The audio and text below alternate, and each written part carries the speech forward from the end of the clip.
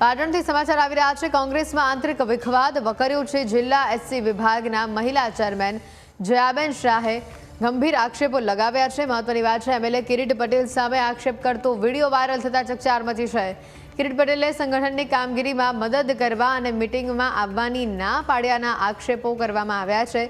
કિરીટ પટેલે કોંગ્રેસના હાઈકમાન્ડના નેતાઓને ફૂટેલી તોપ ગણાવ્યા છે તેવું જયાબેન શાહનું નિવેદન સામે આવ્યું છે। હિતેન્દ્ર પીઠડિયાના પાટણ પ્રવાસ સમય હુમલાની તેમણે ભીતિ વ્યક્ત કરી। કોઈ પણ અઘટિત ઘટના બનશે તો પ્રશાસન જવાબદાર રહેશે તેવું જયાબેનનું નિવેદન સામે આવ્યું। આ સાથે જ આંતરિક ડખો સપાટી પર આવતા પાટણ કોંગ્રેસમાં ફફડાટનો માહોલ છે।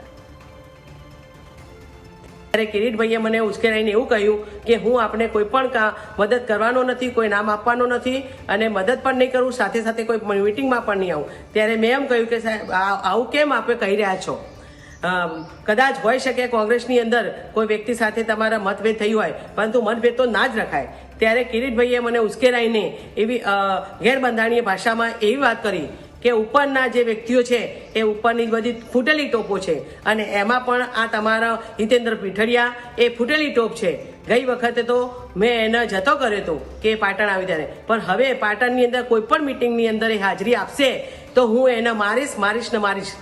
તો હું આપ સર્વ ગુજરાતના તમામ નગરજનો તેમજ અનુસૂચિત જાતિના ભાઈઓને એ જાણ કરવા માગું છું કે 2 દિવસ બાદ પાટણની અંદર મહાસંમેલન એક થયું છે કે વીર મેઘમાયા દેવ કે જેને પાટણ નહીં પરંતુ 18 આલમ માટે પોતાના પવિત્ર દેહનું બલિદાન આપી અને પાણી આવેલું એવા વીર મેઘમાયાને માયા સાતમે ત્યાં ધાર્મિક પ્રોગ્રામ હોવાથી ગુજરાતની તમામે 18 આલમ ત્યાં પધારવાની છે।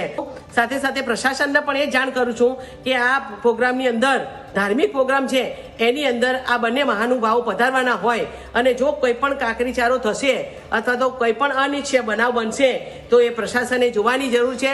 સાથે કોઈ પણ એવું કાર્ય બને કે કિરીટભાઈ દ્વારા અથવા તો એમના કોઈ વ્યક્તિઓ દ્વારા કઈ અનિચ્છનીય બનાવ બનશે તો એ માત્ર ને માત્ર જવાબદાર પ્રશાસન રહેશે।